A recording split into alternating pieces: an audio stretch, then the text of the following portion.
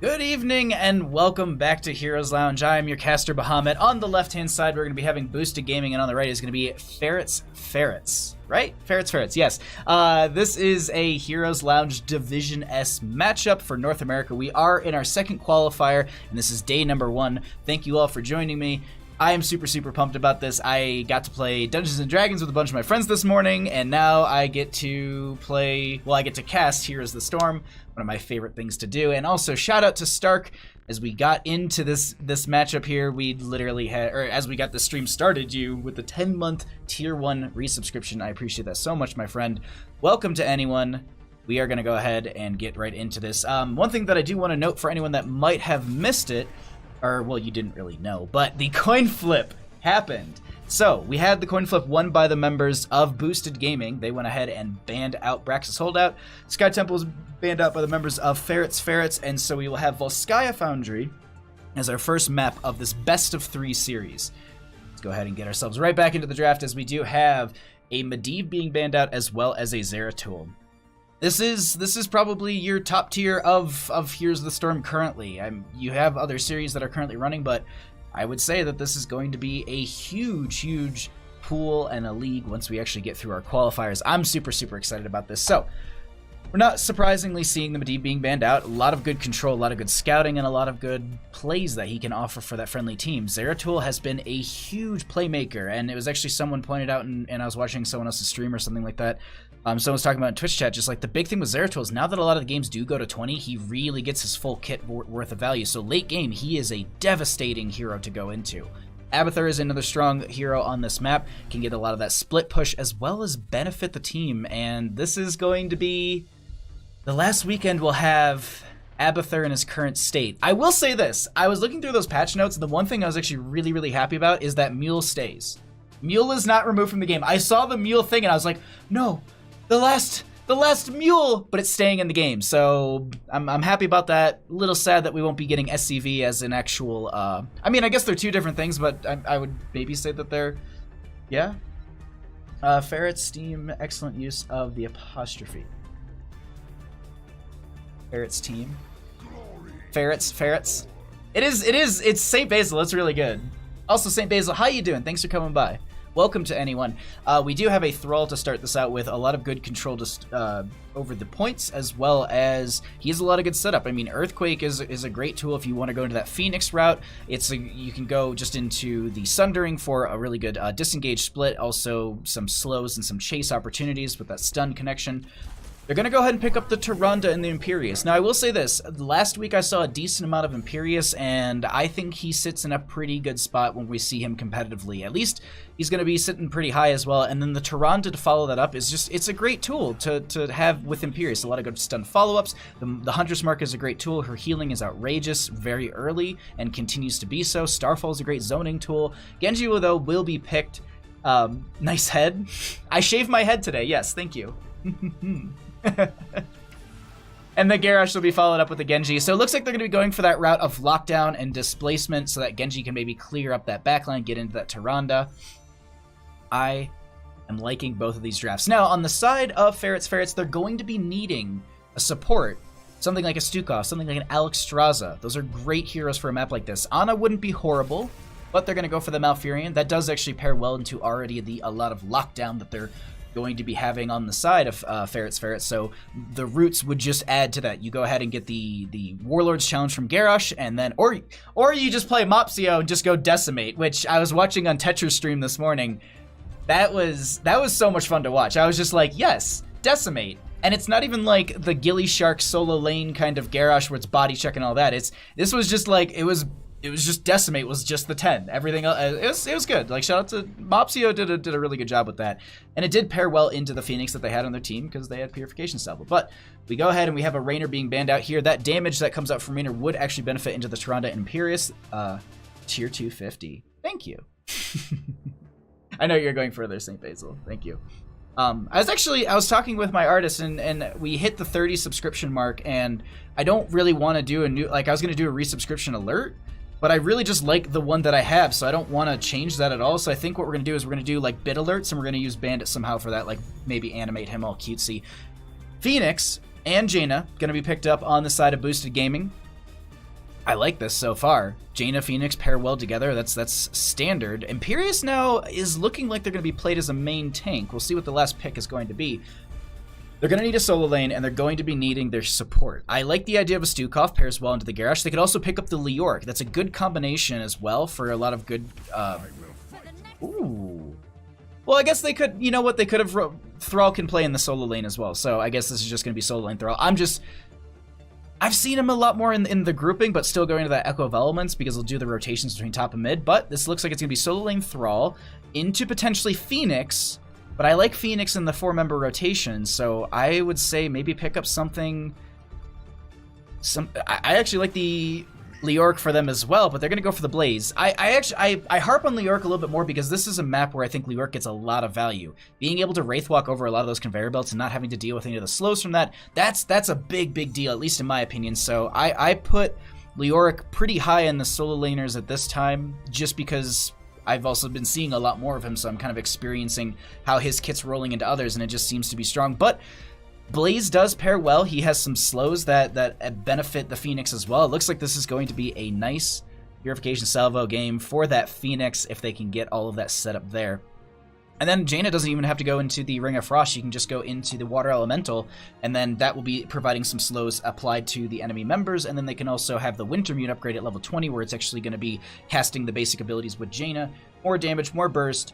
Ektar, hey, how's it going? It is Ghost Dunk. It's Ghost Dunk's team. It's going to be... I'm liking this. We were going to be looking for work this afternoon, but they're going to be looking for other games to play. I guess they're caught up in another series or something. So we jump bracket. We're over here.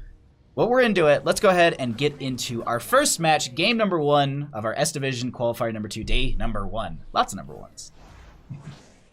On the left-hand side, we're going to be having the members of Boostid Gaming, with Ghost Dunk going to be on the... I want to say Dahaka for some weird reason is going to be on the Blaze. We're going to have Wintermute is going to be playing the Tyrande. Arik is going to be playing the Jaina. Sir Sean Sheep is going to be on the Phoenix. And rounding out the team on the Imperius is going to be Effening. On the right, we are going to be having the members of Ferrets. We're going to be having Potato on the Genji. Lettuce is going to be on the Garrosh. Broccoli will be on the Thrall. Basil will be on the Rhaegar. And Pepper on Orphea. What is the food that they make? So it's pepper. So it's peppers, potatoes, lettuce, broccoli. That's not a meat. Like what? Yo, Murda, what's up? Thanks for coming by, my dude. Also, Wono Hots, how you doing as well, friend? And Neo of Tyria, thank you so much for the follow. As we literally just got into this game, I do appreciate the support, my friend. We do have, just so everyone knows, alerts are shut off during the casted match, but after basically any scene but this one will have alerts, just so if you do want to focus on that. Any big alerts or anything like that, I'll resend them after the game. Let's go ahead and actually get into this. It's a food team.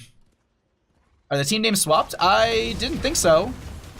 Let me look at this. Ferrets, they are swapped. Hold on, I'm going to fix that really quickly. My bad, thank you for catching that, Murda. I didn't realize that. I thought I had that completely right. Whoopsie. Okay, so this is just going to be real quick. I apologize for this, everybody. Good catch, because I thought I had it right. We kind of had to swap teams at the last second. Alrighty, there we go. Ferrets is on the left. And we're going to Boostid Gaming on the right.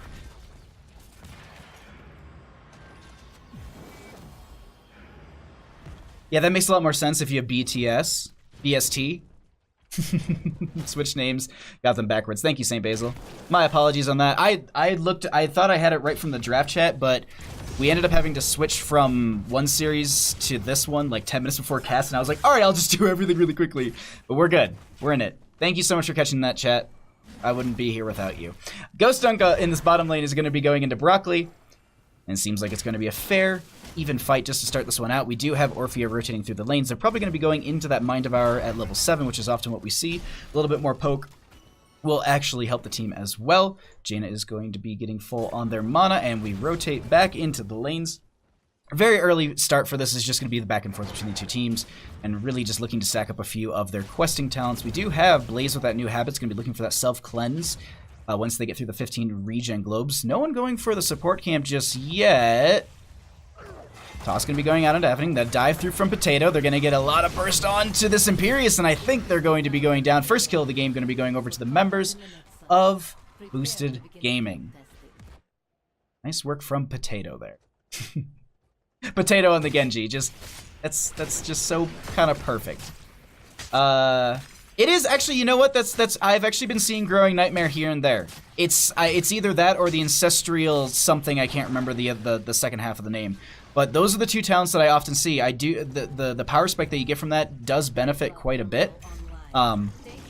I think it helps a little bit more just to get a little bit more burst. If you are able to land that skill shot effectively and consistently, it's a great level 1 talent. I personally like the auto attack buff that you get from the level 1 that's Ancestral something. Anyways, we do have our first point activated. We have both of the camps in top lane pushing up. Thrall has already finished Echo of the Elements. At 3 minutes, has already gotten all 20 stacks. That's really good. Point is going to be held over by the members of Ferrets for the time being. No one going to be going in for this just yet. They're going to be clearing out this top lane. Potato and Basil will get that done. And now that they have their 7s as well, they want to step up and take a fight here. And there's a little bit of a gap before they can actually get in on this. We can actually take a peek at some of the experiences that's coming through and how that's starting to kind of form a little bit of a window. But this camp will be able to push them over. They'll be also able to have this... the turret as, oh wait, Evident getting tossed out here. They have the Celestial Charge to make sure they get through and further away, and they are able to make it out. We do have Blaze getting the Jet Propulsion onto Broccoli there. Lettuce is getting so low, they get the kill onto the Garrosh, and that's a nice play coming out from the members of Ferrets. Boostid Gaming has to back off, and now this is going to be the point going back over. 67%. Death timers are pretty low. They might try and go for one more defense on this, but it's getting to that kind of critical moment on both Sky and Foundry. The first one isn't the most powerful thing in the world. Ancestral Strength, thank you so much, Ektar. It's been driving me nuts. I've talked about that talent like 2 streams in a row, and I'm just like, wait, why can't I remember the second half? I thought it started with an O. Thank you. Bobar Defet, thank you so much for coming by. Hope you're having a great night. Thanks for checking out the games. All right, we do have mid lane going to be getting pushed in. They still have the camp and top lane pushing in their favor on the side of Boostid Gaming. Ferrets will be going ahead and doing the standard, which is just taking out the front 2 towers in this, and they'll just be rotating up into top lane to focus on the well. Hi, Kriv! Oh, you're not late. We just got into this. And you missed me perfectly having the team names correctly, and I didn't have to swap them at all. They go for the well, and the reason they do this, if anyone is just like, oh wait, why focus on something that doesn't give you any experience and really doesn't do a ton for your team? Well, the one thing it does do is it offers lane control. So when we get into the point B that it's going to be activating, I believe it's 2 minutes after this Punisher, or excuse me, the Triglav Protector falls, so I think it's 7 minutes 30 seconds roughly, we'll have that activate again, and Arik is going to go down. Jaina getting chomped and also killed by that Genji. We also are going to be having a little bit more poke. 13 stacks on that Mind Devour already. Only 2 levels past. Thank you so much, Murda. Yeah, no, it's so just being able to take out that lane sustain is really, really important, because now the enemy team has to rotate into either their keep, or they're going to have to rotate into mid lane to get a well, and that just gives time for your team on the side of Ferrets to just sustain on that point a little bit longer. And that's why we also see a lot of plays like this in top lane and bottom lane on Dragonshire. We see the same thing happen on Infernal Shrines, because fighting over the Skeletal Defenders is a really, really big time-consuming thing, so being able to have that kind of check for health and mana is really, really powerful. Either way, we have our game still breaking out. 10s are achieved. We are going to be having the Purification Salvo coming out from the Phoenix. Pretty much the standards so far across the board. Nothing special. We are going to be having the Angiris...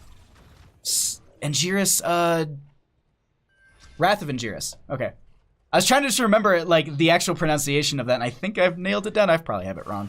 But Wrath of Angiris, so we are going to be getting the Power Bomb out of the Phoenix. Jaina's still holding that level 10. Blaze actually going to be going for Combustion. No Bunker.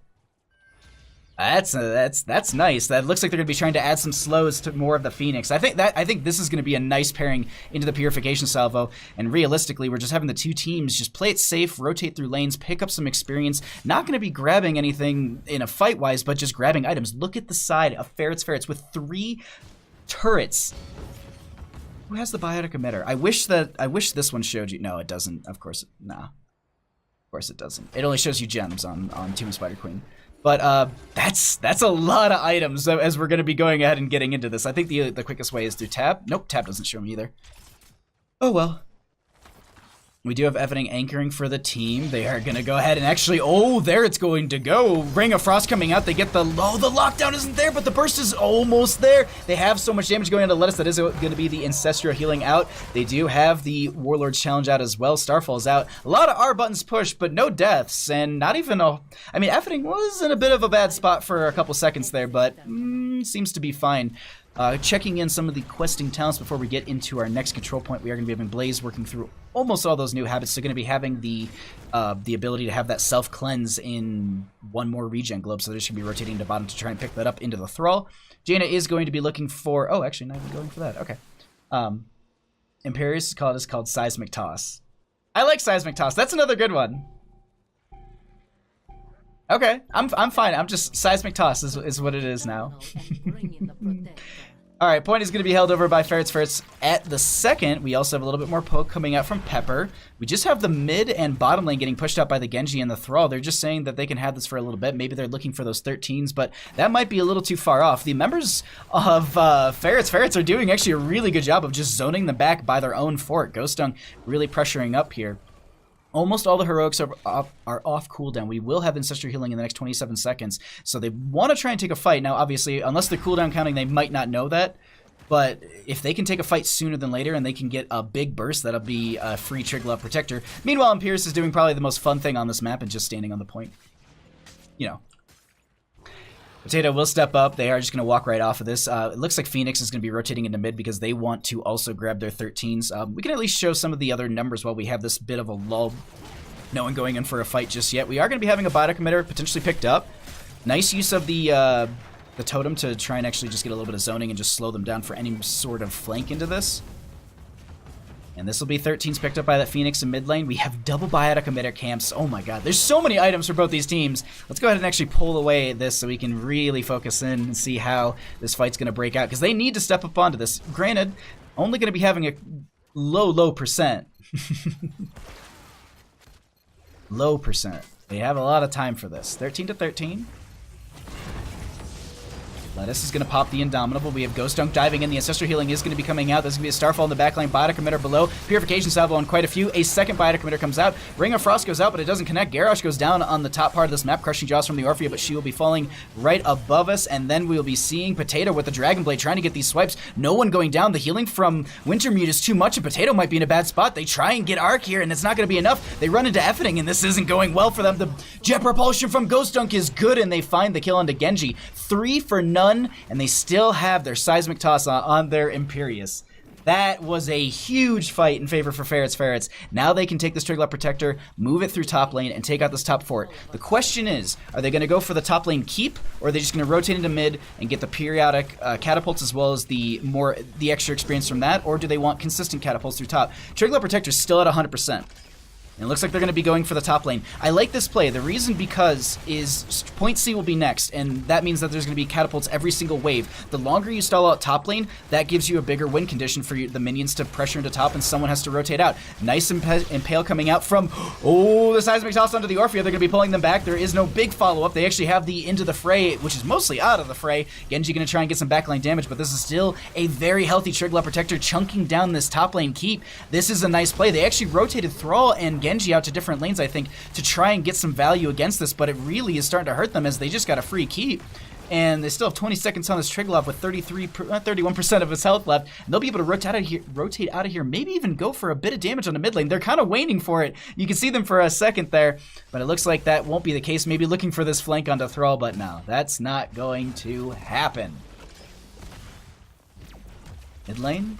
Yeah, they just go for the mid lane pressure for the time being. They lock down the fort. They might be able to actually take this down. No 16s just yet. Thrall will be entering. The Sundering comes out. The Crushing Jaw is actually anti-synergized. The toss goes out onto Blaze. Ghost Dunk will pop the self-cleanse. Ring of Frost does come out. That is going to be the Purification Salvo on many. We also are going to be having the Ancestral Healing connecting as well. Ghost Dunk with the Jet Propulsion. Just a little health. The Dragon Blade there to get the last little bit of kill. Jaina goes down as well, and now they're chasing this and getting a ton of value. St. Basil with the Bite Butt, and they don't get more, but 2 kills is still very good, and now they can rotate off and try and get some pressure or even steal away the aggressive side camps. I like this.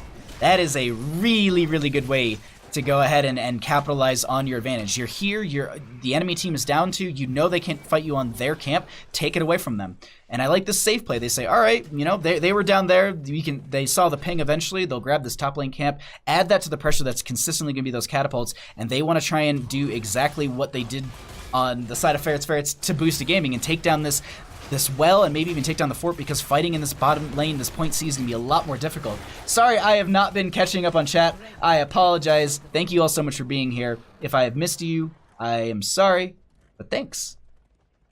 Okay. 16s will be achieved in the second. There we go, for both sides.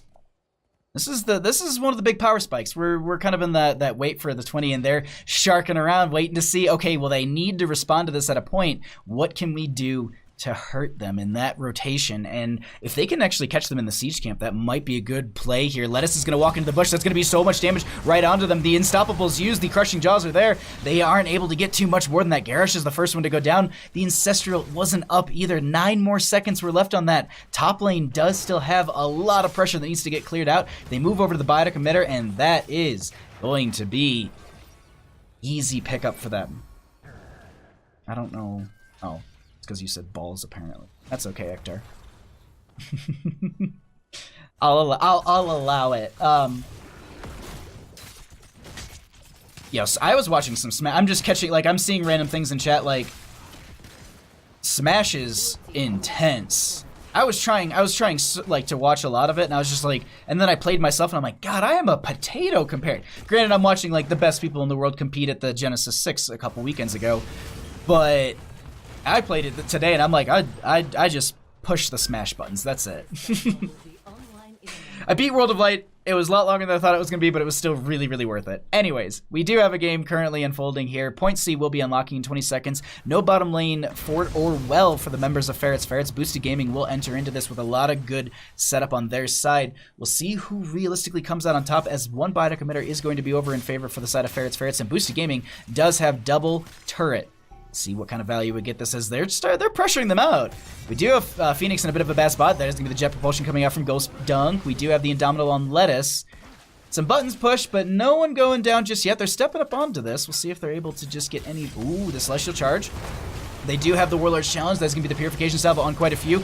Ancestral Healing goes out. That is going to be the Seismic Toss taking the Garrosh away. Jaina's the first one to go down, but they trade out the Orphea. That's going to be a 1-for-1. Mage for mage, just about. We have a lot of damage. Garrosh goes down. Potato is trying to find the rest of this damage. The biotic emitter is going to be used to heal up the friendly team. And so that's a 1-for-2 trade in favor for Ferrets. And the death timers are getting a little long here. We should actually have one more attempt available for the members of Boostid Gaming. They should be able to grab the Triglav Protector that quickly. But unless they stagger out the deaths here, that's going to be a Celestial Charge onto Basil. A lot of damage, and they are going to go down. That's not a staggered death that you want right there. Ooh. Always Pikachu flex? I seriously, like, I love watching Smash. Like, it's like when I watch Dota, I don't understand what's happening most of the time, but it's awesome. Like, it's just, the level of skill that goes into it is just so cool to watch. I'm just pointing out that we have these catapults on core currently.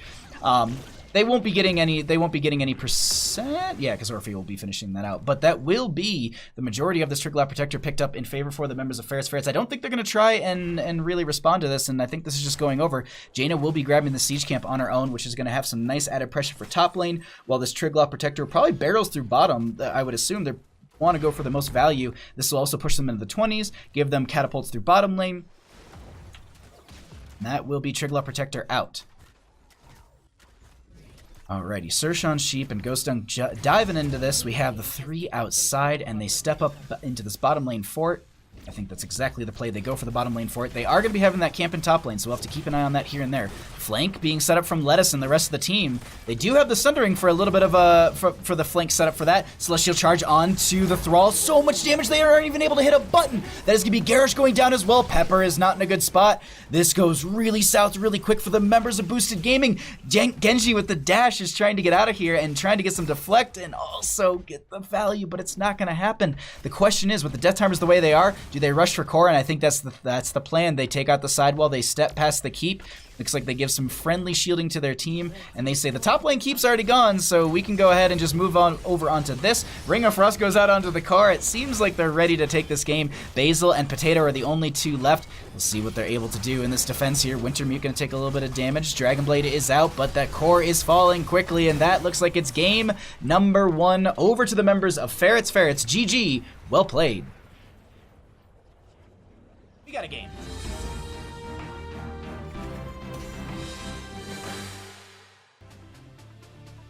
Welcome back into Heroes Lounge. I am your caster Bahamut.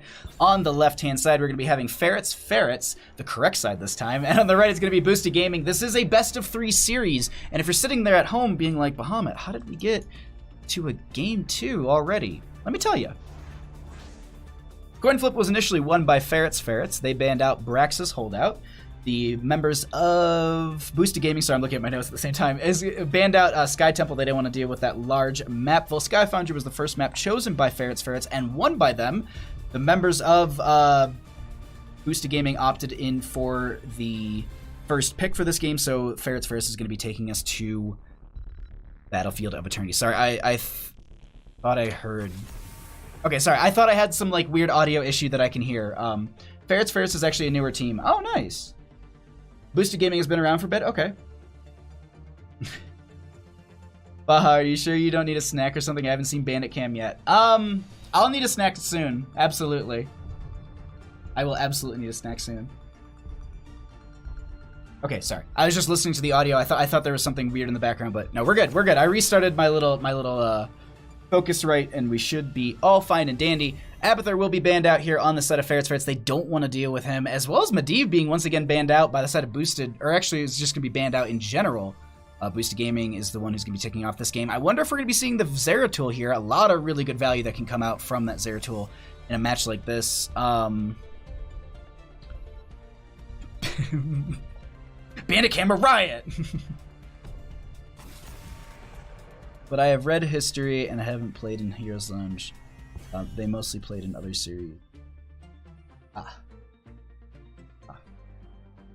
Bandit Cam will be on its way very soon. Trust me. Trust me. Man, just people show up for that instead of the games. I don't blame you. I would show up for Bandit Cam instead of these games.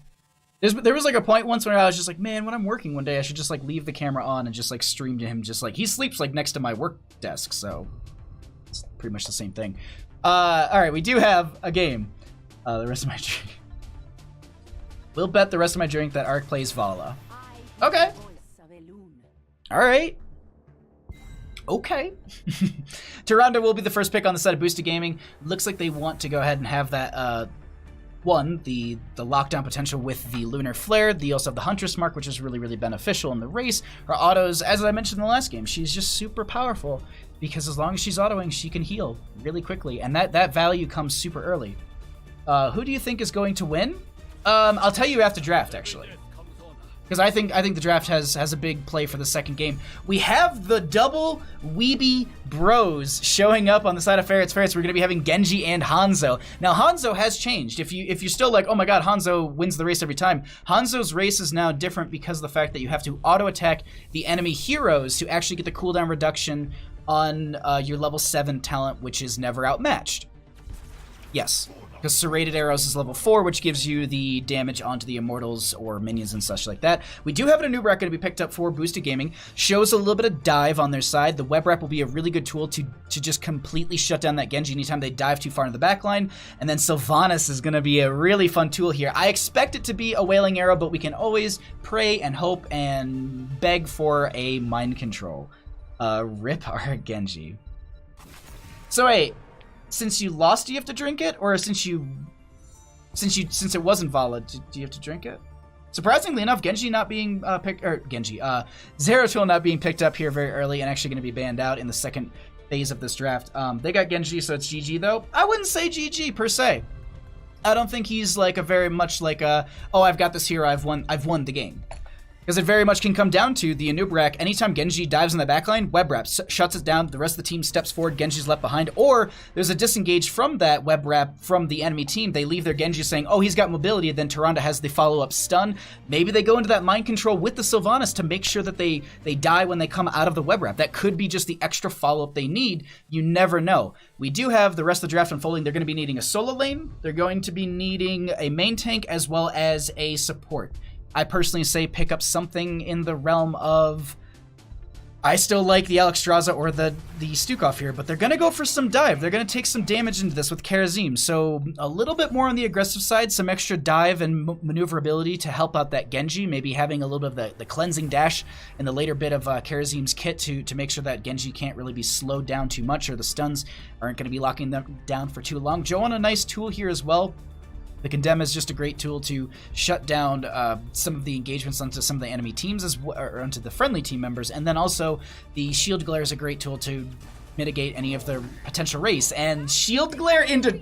Are you... Wait, what? But... I mean, I'm not saying like, oh, they have Joanna, you can't pick Tracer, but like that's a bit that's a little interesting to me. I don't know how I feel about that Tracer pick, I'll be honest. I like the Thrall. I honestly like the whole draft. It's just the Tracer is a little worrisome to me. This last pick needs to be a solo laner. It is going to be going up into a Thrall. Leoric is a pretty strong tool here, but it's going to be the Blaze once again. I was literally about to say, Leoric is a strong tool, but they have Ghost Dunk, and yeah, there you go. So, all right, looking at the two drafts, to actually answer Corrido's message, who do I think will win? I kind of think Boostid Gaming has the draft here. And this is like, there's a caveat with all of this. Like, as long as Genji as long as Genji gets shut down, I think they're going to be in a very good spot. Tracer will then be able to get onto Hanzo or Kharazim, and that's a big one. I think that's a big play here. See, we're supposed to do that between. I'm so into the draft here. Baha got that analysis. Oh, yes. So Tot, what's up? Thanks for coming by. This guy named Shershan Sheep has some good plays. It's pretty interesting. Tracer here. Yeah. Bunker Club lives. Maybe. It might even be Combustion. That's what they went for the last game. Tracer into Kara Joanna. I know, Enigmatic. That's how I feel about it too. Let's go ahead and get into this. On the left-hand side, up a game, we have Ferrets trying to close us out here. Effening will be on the Joanna. Ghost Dunk will be on the Blaze. We're going to be having Wintermute on the Kharazim. Arc will be on the Hanzo, and Shershan Sheep. Shershan Sheep is going to be on the Genji. I don't know why I said so weird, but either way, on the right-hand side, we have Boostid Gaming trying to take us to that perfect, that awesome, that game number 3. We have Broccoli on the Thrall. We're going to be having Potato on the Tracer. Lettuce will be on the Anub'arak. Basil will be on that Tyrande, and Pepper rounding out the team on the Sylvanas. At the level 1s here, nothing too out of the ordinary. Kharazim going into the Iron Fists, making sure they're just going to have some extra damage on that third attack. And looks like Thrall's going to the standard level 1. Tracer's going to as well. Just want to peek up into top lane, check this out. I'm curious to see who will win out between these two. We saw this actually match up in the last game, and I would say that Ghost Dunk did pretty well in the bottom lane. Took a lot of damage from Broccoli, but it realistically isn't going to be losing out too much. Also, Broccoli in the last game finished out their Echo of the Elements at 3 minutes and something seconds, which is just insane to me. It was like 3 minutes and 41 seconds to be finishing Echo of the Elements. Just really, really good minion management, essentially. Tracer looking for some sort of entry into that backline, but Joanna is just anchoring so well for the team. You can see how they're playing very far behind. That's something you can take into your own game if you are main tanking. Just the way you position your body to make sure that your friendly team can stay safe. Tracer's still looking for that line of entry. Shershan Sheep will dive out, as Tracer will be trying to get some extra damage. The blind is there to make sure that Potato doesn't do any sort of damage. And we just check out the top lane once again. Just have Thrall already sitting at 6 stacks, poking Ghost Dunk here pretty good and keeping him a little low. They are going to have that self here, but bottom lane, we do have a bit of a brawl breaking out. The Condemn goes out. Lettuce is going to back out for a second. No Lunar Flare connection. Lettuce does step up onto the station, a lot of damage, but Wintermute actually goes down first here. First kill of the game. Lettuce is going to be following as well. Shershan Sheep is going to be taking some damage, but they are getting a lot of value here. Potato is whittling down. That's going to be Joanna going down. Potato's getting very low here. They don't get the pulse ram out. That is going to be Arc able to get out of there, and Genji goes down. So many members. It was a 3-for-1 trade basically right there. And now Sylvanas just goes, all right, cool. You took that. We'll just lock this down and burn it out before it gets value. The first Immortals will be popping up here in the next 20 seconds, so we should be seeing a rotation off for these Bruiser camps fairly soon. Looks like Tracer's going to be doing that for the friendly team. And I'm a liar. Ferret strategies higher execution teams versus Boostid. Genji and Kara zipping around. Joe protects Hanzo. There's some Tracer. I think there's a lot more execution to come down from them. I agree. You know why there are not? You know why we are not on standings anymore? What? On what standings, Satat? I'm confused. Oh. Okay, I'm missing something in that chat. But either way, we do have our Immortals spawning out here. We are going to be having both these camps picked up and pushed into the lanes. Someone will deal them eventually. Looks like Potato's going to be staying down here to maybe do that. But we do have the Immortal phase breaking out at the start right now. And do they just... Looks like they're going for just pure race. A little bit of some... No, they back right out, and they're going to be going over to their side as well.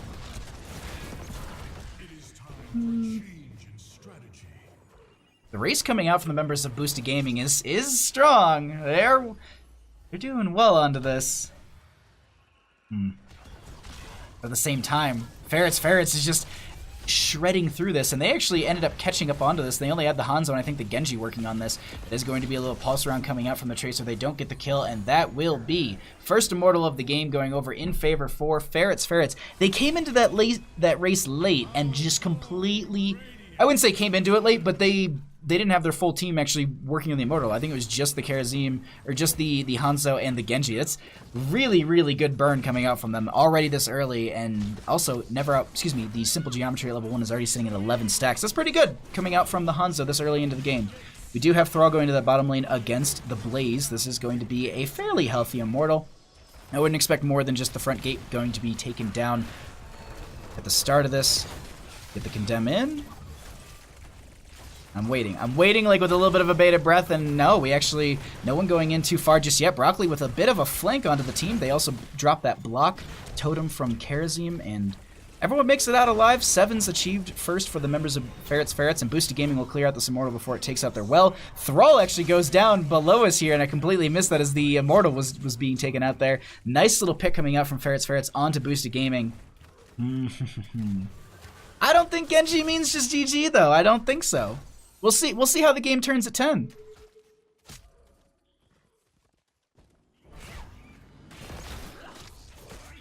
There's an EU team on their NA. Oh, that's weird. There must be something on the Heroes Lounge website coding. I don't know. I don't handle any of that stuff. I come here to cast. All right. Top lane has some nice pressure coming into it. They aren't going to be... Are they going for the camp? Nubrak is going to sit in the bush for the time being. They do have Sershan Sheep scouting that out with the Shuriken. They know they're on this camp. They want to try and take this fight, and Nubrak just burrows right out of there. Joanna keeping it leashed. No, they're not going to be going for the fight. Take a peek at bottom lane really quickly. We do still, once again, have Broccoli finished out on the questing stacks, and also going to be picking up that Frostwolf pack. Already at 3 out of the 6 stacks for that. Hanzo is going to be having... 18 out of the 20 for the Simple Geometry. They're going to be finishing those out fairly soon here. Also going to be having their full build, 19 out of the 20 right there. And now, we have a little bit of a dive going on to the Joanna. The Unstoppable is going to be used. She does have that Iron Skin. They're going to be marking them. The Thrall is going to try and lock down, and that will be a Joanna going down right before this Immortal phase. They will time back into the game roughly as it spawns, so they'll just have a little bit of advantage on the side of Boostid Gaming, but that was a nice dive onto the Joanna, pushing them up a little bit more so they can have some extra pressure here. Wintermute could get stalled. Oh, no, they're not going to be stalled out there, but that is going to be Potato getting some decent damage onto Arik. We also do have the Immortals popping up, but they just want to focus on taking out this fort for the top lane, getting some periodic catapult pressure in their favor. Oh, Hanzo is absolutely while they're winning the Immortal race. Absolutely. Top lane fort will be going down, so it's going to be a little bit of extra catapult pressure in the lane every third wave, and then also some periodic experience gain to boost them up into level 10 a little bit quicker. Just you wait, Kappa. I feel like those Kappas aren't real, though. Alright, this is going to be the Immortal started out here. A little bit of damage going out over to the red side. Now both these teams, they're just kind of sharking around waiting for those 10s to just hit. We do have actually the Bruiser Camp's going to be picked up. Lettuce is going to be making sure they don't get over onto that left-hand side very quickly. Bottom lane camp going out. This is, I'm loving this, like the way that they're patiently playing this. 10s do get picked up. We get here. Oh, 7-sided from Karazim. Not going to be going for the Divine Palm, so they're not going to have any of that sort of saving grace kind of situation. But if you're standing still from the Blessed Shield, that could be your entryway. This is going to be the Immortals so far in favor for Ferrets. If they get the burn onto this, this could be a little devastating for the members of Boostid Gaming. They get their own 10s here. Wailing Arrow is going to be picked up. No mind control. This Immortal is getting burned down fairly quickly. If they want to take a fight, they've got to take it now, and they start to step up onto this. The Immortal is below 2,000 health already. That is going to be the Earthquake coming out. The Hanzo with the arrow. The 7-sided strike is going to be there. So much damage is going to go out into the Joanna. They get the kill. That is going to be the Blaze with the combustion. They get Web Wrap right at the end. 200 health is left on the Immortal. Hanzo will be able to finish this out. Going to actually just face the damage there so they don't actually get killed. They get the kill onto the Blaze. And now Genji's back, and they do have the availability to just get some swift strikes and some agility in there. The anchoring around this Immortal is so intense because Hanzo just needs to get one little angle into that Immortal, or Karazim is trying to poke out onto this as well. Oh man. This is, I am loving the way that they're playing this, and you can see the enemy side Immortal is going to, if they get this with 200 health, there's no way they get this with 200 health. Joanna's already back, Swift Strike coming out from Sir Sean Sheep. Yeah, that's gonna be it. But the thing is, they took that Immortal down by quite a bit.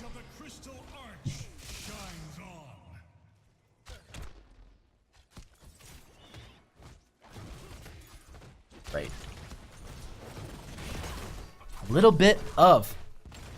Oh, nice use the Sonic Arrow just to finish that out. But that will be second Immortal of the game pushing through bottom lane. Thrall will be taking that little lower path. Maybe actually going to be trying to reinitiate here. Arc is going to be focused on 7-sided strike. Comes out, connecting onto a few members. They're actually pushing them back. They're saying that's fine if we give over our fort. Nice Dragon Arrow coming out from Arc. And they don't get much follow-up. There is going to be the Starfall out as well, but they really don't have much there. The stun coming out from Anubrak. That will be the bottom lane fort going down in favor for the members of Boostid. Oh, wait, no, Ferrets is going to be stepping up. That is going to be a web wrap right onto the Blaze and saying, no, we don't want to deal with that.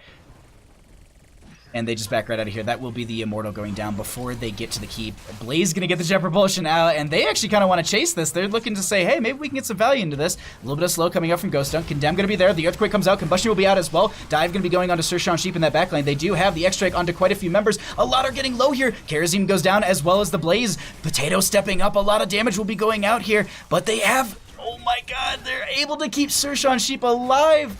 The protection status, oof. Just barely getting out with a little bit of health there, and now we have top lane pressured up. They're going to need to respond to this. Thrall is going to be sent right up there, and they say, hey, Sylvanas can lock this down. There's going to be a couple members down for a little bit longer. They also spread the damage over onto the fort. Thrall is going to be walking right back into this. They say, top lane's fine. Let's get some even pressure into bottom. That way we can have catapults matching catapults. Dive going to be going out onto Arc. They get over the wall with the agility, and this is going to be Potato chasing this. We currently have Ghost Dunk re-engaging onto this. Karazim going to be getting the chase. The arrow comes out from Hanzo. A lot of damage onto Potato. They don't get the kill. That's going to be the Tracer saying going down. Oh, this fight turned really south really quick for the members of Boostid Gaming, and they walk right out of there. 22 seconds on the Tracer. We should be having the Immortal phase popping up fairly soon. Oof. Yo, Criv, thank you so much for the subscription with Twitch Prime. I will resend that when we get out of this game.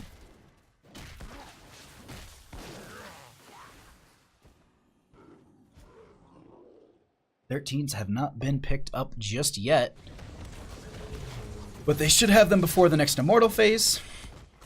Fighting with an Earthquake Monka. Yeah, seriously. I could feel the Tracer struggles. Top lane, Thrall is going to be going ahead and picking up this camp, so they'll have some nice pressure in there. Bottom lane, they didn't get this fort down. They've got double camp pressure as well as periodic catapults there. They will be sending these shamans through the top lane in just a second, but look at the members of Ferrets. Ferrets focusing on the Immortal. It looks like Boostid Gaming is saying, well, we'll just go ahead and grab this and fight them over the next phase. I do believe it goes to the defensive side. No, it's actually going to go vertical. They've got to go in on this very quickly. They have pressure in the bottom lane that needs to be addressed soon, but they want to take the fight here. The Immortal is already getting burned down. They are able to get in with Thrall. The Anubrak with the burrow forward. Sershan Sheep has to get the dive out. They also have the 7-sided strike out from the Cares team. A lot of mobility here, and now they're forced out. That is going to be a lot of tools used. The Pulse Bomb goes out onto Winter Butte. So much damage onto the Cares team. Joanna goes down here as well. Blaze is going to be in the web wrap. No one to save the team, and this is the situation I was talking about in the draft. We actually have the Starfall cut, or the Lunar Flare, and they get Ghost Dunk. I don't think they survive, and that will be a second kill, staggering out another death. No one going to be able to deal with that for the time being. Thrall is actually going to go back, and they want to potentially end off of this, or at least maybe take down a keep. They do have some lockdown coming out from Sylvanas. Thrall is back at the core. It's going to be Joanna up in a few seconds here. Arik is going to be jumping over the wall saying, you know what, let's go ahead and sneak this away. If we can get a 100% shielded Immortal, that would be better for us. But this top lane pressure so much, they can't end off of this. Genji and Hanzo will finish out the Immortal. Looks like they're okay with giving over this completely full Immortal. Arik needs to get out of here. Are they going to be able to get the dive of the wall? Genji going to get some damage out as well. They're kind of sharking around, then Genji is the dive. They don't get the Lunar Flare connection. Trying to chase Sershan Sheep here. They've used a lot of their mobility. Some damage is going to be coming out. Anubrak isn't going to have any sort of burrow forward, but that will be the top lane. Immortal is still going out, and they're chasing this. Are they trying to end? What is going on the side of Boostid Gaming? Web wrap out as well, and Joanna. The Starfall will be there. This top lane, like, the Immortal is so strong. The rest of the team's going to be here, though. They want to fight over this gate. That's going to be X-Strike out from the Genji. A lot of damage going to be boosted coming out, but Genji's the first one to go down in this fight. And now they're starting to turn on them a little bit here. If this gate wasn't there, they would have had a lot more kills. That is going to be the top lane fort going down to this Immortal. They're just like, all right, it's whatever. We'll just give that. Okay, now they're hearthing back. Weird play, to be honest, coming out from Boostid Gaming. Sylph trait. I don't understand this call. I'm not gonna lie.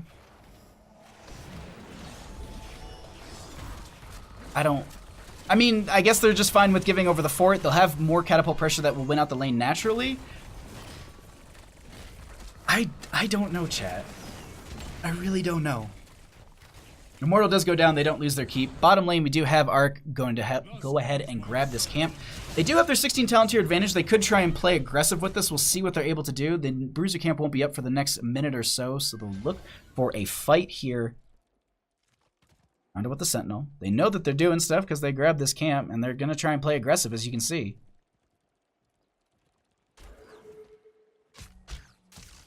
And they're going to go ahead and catch Lettuce there. Okay. I think this is just going to get stalled out. They'll probably lose out their bottom lane fort. That gets burned down, and now we're getting to that really, really late game here. Let's actually show over some of the damage numbers and everything as well. And take a peek at some of them numbers.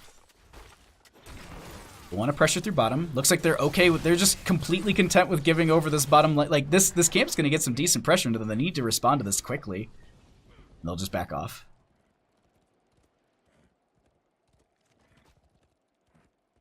Jason coming out. They're kind of at this weird standstill. No one dealing with this bottom lane camp at all. Hanzo with the Sonic Arrow. I don't know if they caught vision on them. They probably did. But yeah, that's going to be 16s on the side of Ferrets. Ferrets.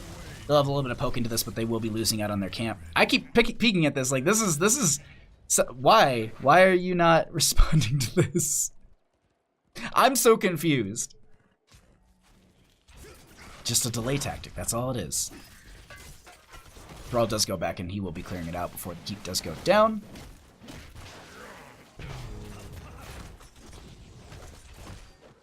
All right. Immortal up in 1 second.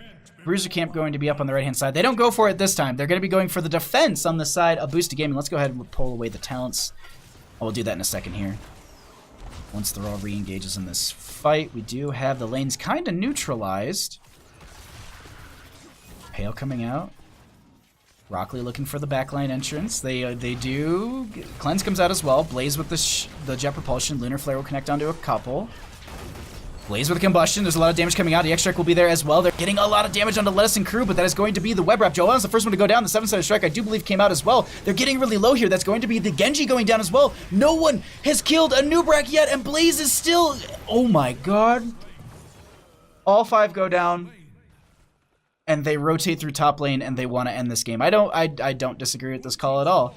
Well, as long as Lettuce doesn't get hit by this tower, they don't have a lot of healing. Tyranda's down. Like, this is a little worrisome because they don't have really much to tank this. They're gonna spread that poison. They're working this, they're whittling this down. I think this is going to be the game going over to Boostid Gaming. They're gonna take us into a game number 3 with really strong late game fights coming out. This was such a good game number 2. Let's go ahead and get ourselves into game number 3. GG's, well played. I pushed the button.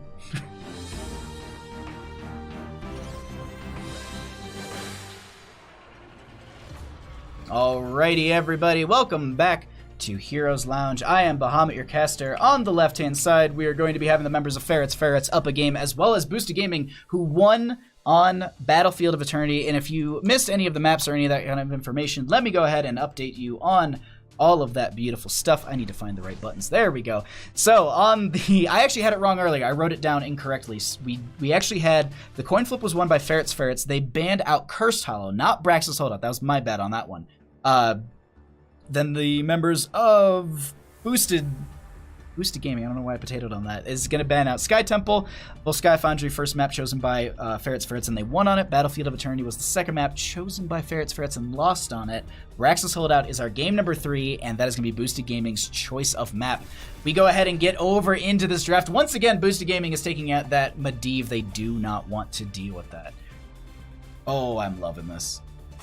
Welcome to everybody. We have our game number 3, and this is our first series of 3 series that we have today. So there will be 2 others after this. We're going to be going into Comanche Powertrain, I think it is. Have that right? Comanche Power. Yeah. Okay. So we'll be following them, and there's a couple cool names on that one if you don't know it. If you want to take a look at the bracket, you can go ahead and hit ! bracket. If you want to know about any of the other casters who are currently casting for S Division today for North America, you can go ahead and type in ! casts. We have ourselves a game, and we'll get into this. I just realized how cold it is, and I am absolutely freezing right now. I need to turn up the heat after this game, but we'll fiddle with that afterwards. I'll throw up Bandit Cam, and we'll take a little break as we get our next setup. It's game 3. Maiev and Abathur are going to be taking out Medivh and Garrosh as well. This first pick. Do we see the Tyrande once again? This was the first pick coming up from Boostid Gaming in the last map, and it did them well. A Nubrak would be another great pickup as well. Maybe they're kind of considering, well, what do we want to start out this draft with? Do we have anything that's big? Zeratul is still up as well. No one banning that out just yet. First pick onto the Joanna. They want to set up with the blinds, condemn, and the slows from the subdue. But Phoenix and Genji right away snap picked up for Ferrets. Phoenix actually has a lot of value on a map like this because casts with an S. Sorry, Tank Girl. Get that. Casts. I don't know why I pluralized it, but sorry. But there you go. I think it should be. Let me just make sure it actually does link it out correctly. Yeah, it does. Okay, cool.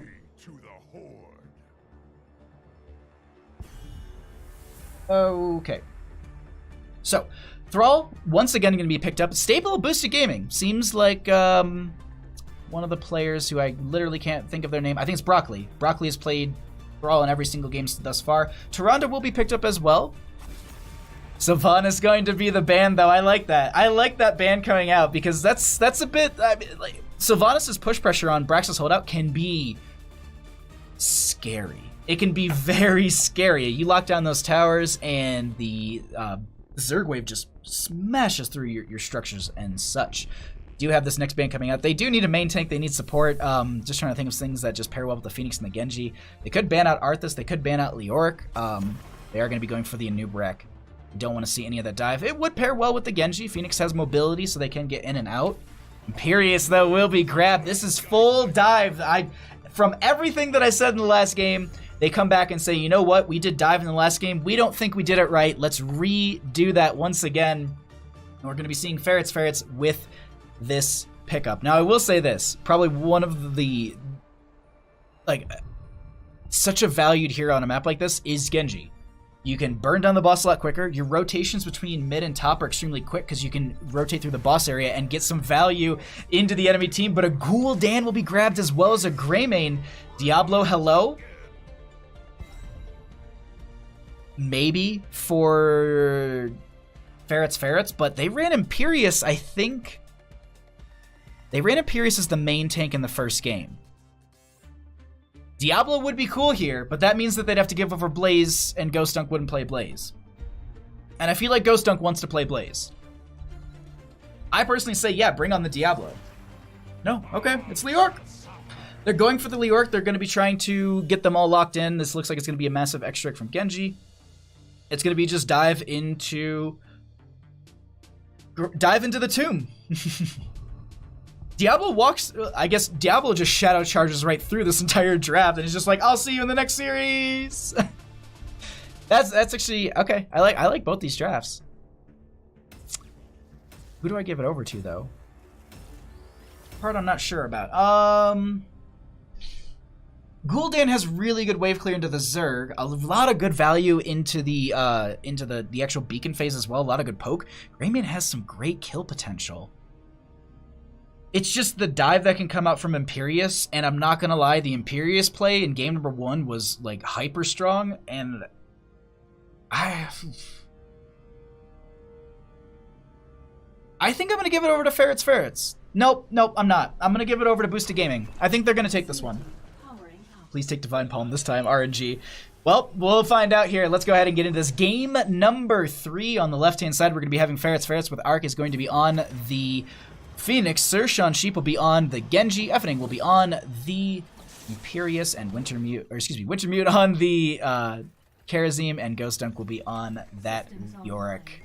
On the right-hand side, up a game as well, trying to win out this best-of-3 series and move through the bracket. And this qualifier number 2 is going to be Boostid Gaming with Thrall, going to be played by Broccoli. Lettuce on the Joanna, Basil will be on the Tyrande, Pepper on the Gul'dan, and Potato on the Grey. Literally, as I said Pepper's name, my brain goes, hey, you know what's a funny joke? If they played Raynor, and I'm like, oh my god, like, can we just introduce the teams for a second? A different, actually, kind of lane matchup is going to be breaking out here. We're actually going to be seeing a couple members going into top lane, maybe trying to get the pick onto Broccoli. Oh, that's going to be, yep. Yep. I don't even need to, yep.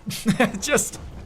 that was a really good blow up onto the Thrall to start this map out, but knowing that they're in top, they're actually going to be pushing up into this bottom lane a little bit more. Greymane does siege fairly well. They do have the Sentinel going out. They probably do see them coming down this lane. They will back off after taking the tower. We do have Pepper going into the Echo Corruption stack, so once they hit those 40, that'll be really good for them, but consistently throwing out these Fell Flames to make sure they're just getting a little bit of whittling damage put out. Thrall is back at this time, and just to show for fun some of the numbers, so an early game kill, not even a minute in, we have 300 experience. That's all it is. I believe a minion wave at the start is more than 300 experience, so just kind of shows you they don't get a ton of value, but you are going to be losing a little bit of that soak. You are going to be losing the ability to stack up your talents at very early, so it throws them off. Also, it's a bit of a mind game. You get picked off that early. You have to mentally kind of recover from that. Like, oh, I face checked that bush and I completely got bodied and we didn't see them on the map at all.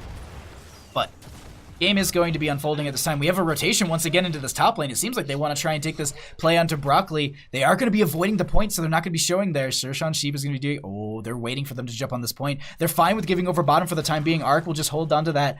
Swoop, what's up? How you doing? Thanks for coming by. Leorc will hold this over. Ghost Dunk and crew, they're setting up. Maybe they're going to go over this right-hand side. I think they know that they're not showing in bottom, so they're saying, you know what? It's not worth playing beyond our gate. We'll wait for the wave to crash into us, and that's exactly what they'll do. But now that gives the opportunity for bottom lane to get pushed out once again from the members of Boostid Gaming. This isn't going to be their Zerg wave for the first channel. It is going to be in top, as you can see on the minimap. In these little cornered areas, you can see that this is... oh, wait, hold on. They're going to be getting into Arc here, and that's going to be a nice kill. 1 for 1, and they go ahead and start to burn down this fort. Potato will be finishing out the well, and they're trying to do the exact same thing in top, but the thing is, their siege isn't as strong as what they have in the bottom lane. And they also do have this camp pushing up into the top lane on top of that. Oh my god, this so far we're just getting a race here between the two teams for their lanes, and it's the opposing lane too. It's not even the lane they'll have their Zerg wave pushing into, and they step up even further. They say, well, we'll take your front gate then. If you're gonna stay on our top lane fort and slowly burn it down, we'll just go ahead and take out your keep front gate. This is such a weird race at the start of a Braxis holdout game from these two teams. Okay, they do leave the top lane fort because that has been killed off. They are going to rotate back into the bottom. Braxis holdout, yeah. Braxis holdout is very much... Okay.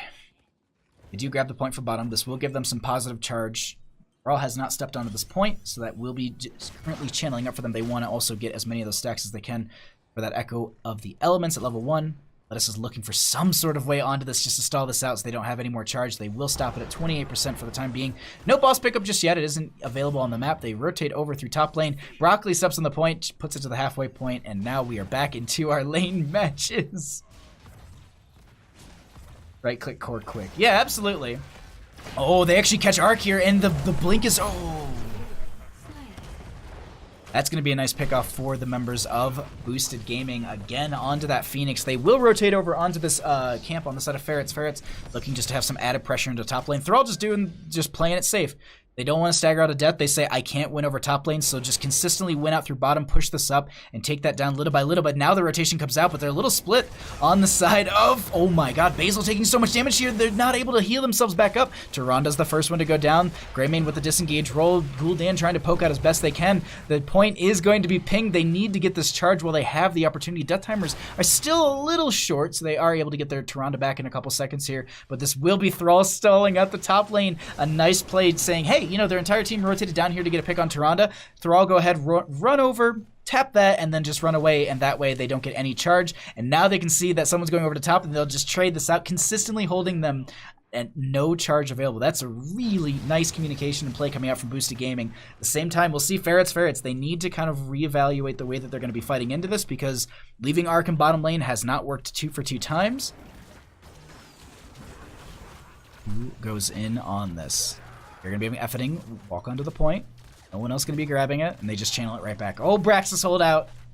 You just, it's such a great map. Couldn't just swap out Alterac Pass or something. Just saying.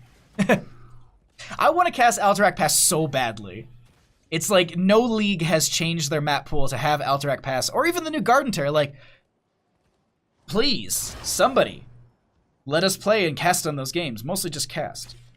Players can play. We do have the pings coming out into Imperius. No 10s just yet either. We do have 7 to 8 in levels. We do have a fight breaking out. There's going to be the Celestial Charge onto 1. There's a lot of damage onto Potato. First one to go down this fight. Greymane is going to be out of here, but that's a lot of poison damage coming out from Gul'dan. Positive charge going over in favor for the members of Ferrets. Ferrets, they're going to rotate off and maybe just try and make sure that Thrall doesn't get the point.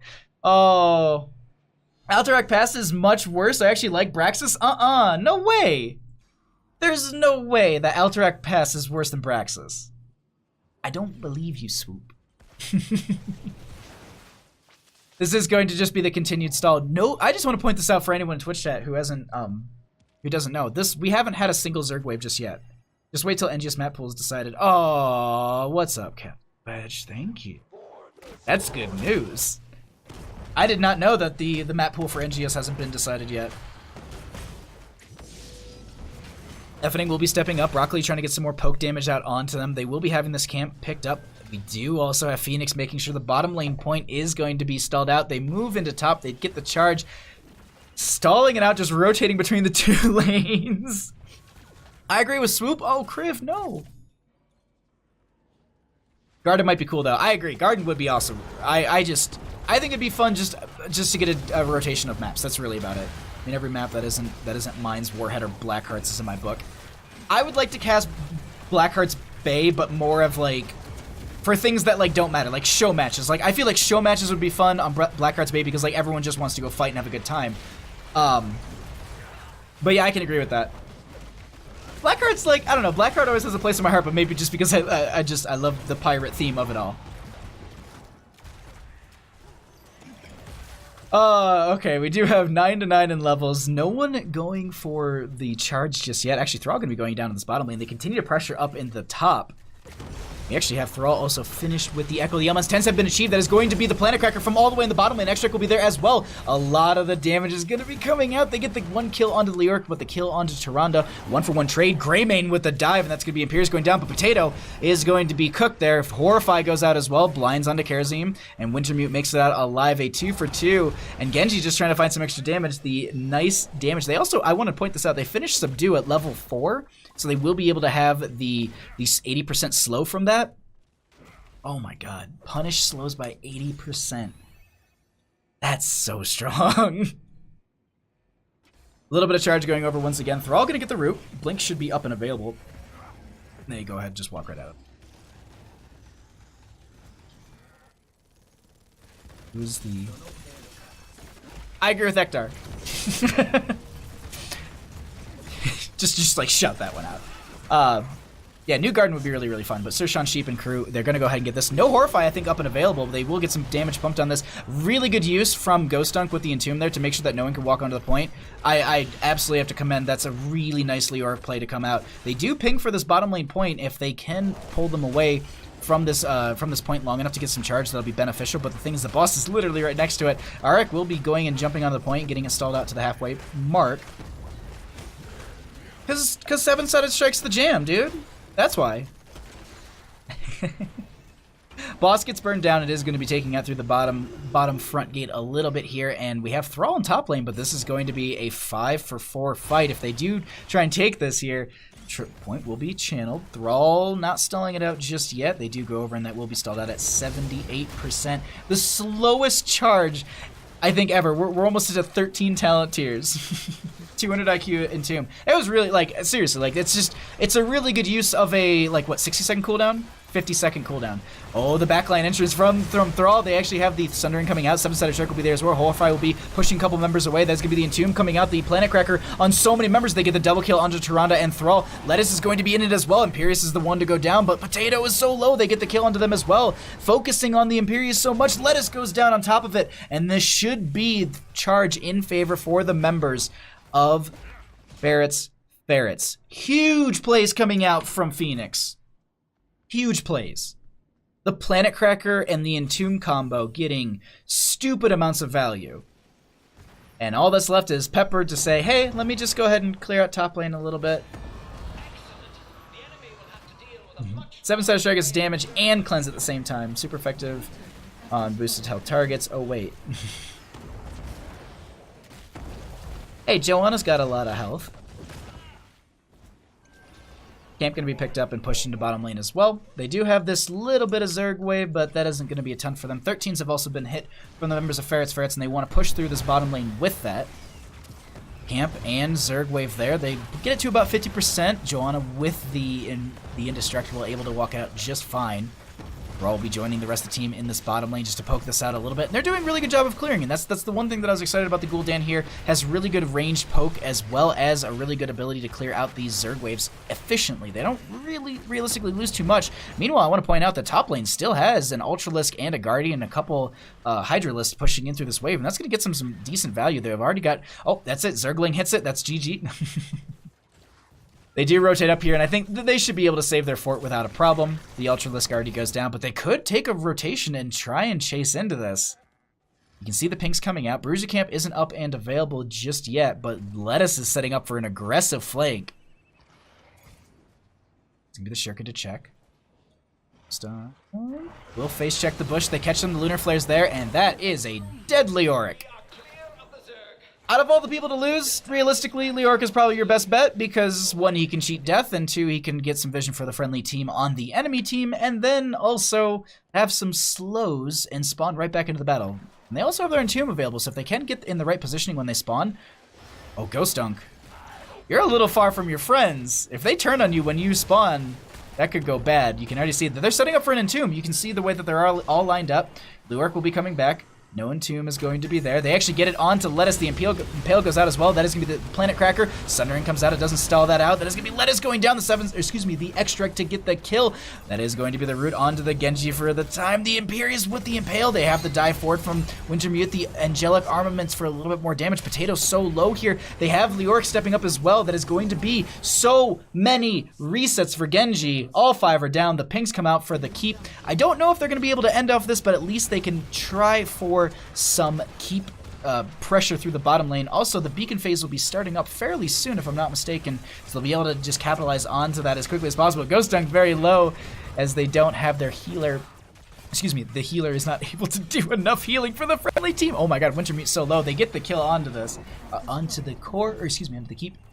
And everyone's back up and available. Bottom lane has some pressure that needs to be dealt with. They stood in the laser the whole duration. That, seriously, like, that was some good play. That was a really good play. These Planet Crackers have been so on point, and Ghost Dunk with these Entombs. So much good setup coming out from the team, and then just Swift Strike after Swift Strike. Everything's there. Like, if I said Boostid game got the draft that they wanted in that last game, this is absolutely the draft that Ferrets wanted, and they're making the plays that they want to make too, and they're up in experience immensely into these members. That's a really good start and continuation for Ferrets. They've also, it's a 14-6 game in kills, and they're sharking around for a couple more here. Almost everything is off cooldown. Lunar Flare to check on the boss to make sure they're not going to be getting that stolen away from them, but this is going to be beacon phase starting out here. Nice owl just to scout that out. Lettuce is going to be up in this top lane, but it was without their 16s. They're just kind of a little too worried to step too far out here. They need to find a level very quickly, unless they can get a couple picks. But you can see there's already this huge flank coming out. Oh, that's going to be the Entomb. A lot of damage. The Planet Cracker will come out as well. That will be the kill onto the Greymane. Starfall will be there. X-Strike onto a couple members. Horrify will be there as well, separating them away from each other. Leoric is going to back out of here, also getting the damage reduction on the enemy team. Lettuce is taking a lot of damage. Swift Strike to go forward to get a lot of damage there. Pepper is getting low, and they are trying to stay alive as best they can. Swift Strike to get the kill. Swift Strike to get another kill, and Swift Strike to get... Actually, no, Imperius will be getting that one. They go ahead and they wipe all 5 once again. They could try and rush for core, and I think that's the call that they're currently making. You can see that their minion wave is not far pushed out, but they have 3 catapults that will crash into this core, and I think they actually know that they can't rush it, so they're just like, all right, let's go ahead, let's get some Zerg channel, and let's also go ahead and maybe pick up this boss. They need to send someone in this bottom. There we go. All right, so everyone makes it out. They go over to the boss once again. Genji should be able to jump onto this, and yep, Zerg charge in their favor. They might be able to find their 16s in this time. Genji will be hearthing back. That will be boss for the top lane. Fun fact, if you didn't know this, if you do have any sort of... like the Immortals on Battlefield of Eternity, the boss works in the same manner in which it will push through the lane that's most well defended. It's going to be top since it still has its keep up and available, and bottom obviously does not. Ryokai, also, what's up? How you doing? Thanks for coming by. 16's almost here. Zerg wave through top lane. It's not their bottom, so they do have their keep to have that kind of added defense, but now they know. They're just like, all right, well, we don't really have to worry about our bottom lane. That's whatever to us. Lettuce will get checked in that bush, but they're not going to get impaled or anything. Blinds to come out to make sure they get a little bit of... Oh, the Planet Cracker comes out once again. That is going to be the Entomb on top of it, and they get the kill onto the Joanna very early. Horrify does not connect in time. A lot of damage going to be there. Angelic Armaments out from the Imperius. They're looking to maybe use them for some damage. Doesn't connect. Boss going to be shredding through this top lane keep. And the rest of the team is going to be pushing forward with this as well. It's going to be the well going down. You have the dive on to one member. A lot of damage onto Broccoli. X-Strike will be there. Switch Strike through Pepper. And that is Basil going down potentially as well. Greymane trying to get some damage. They get the kill onto the Imperius, but that will be Tyrande down. Potato so low, and they do not live. That's going to be the core falling. It looks like game number 3 going over to Ferrets. GG. Well played.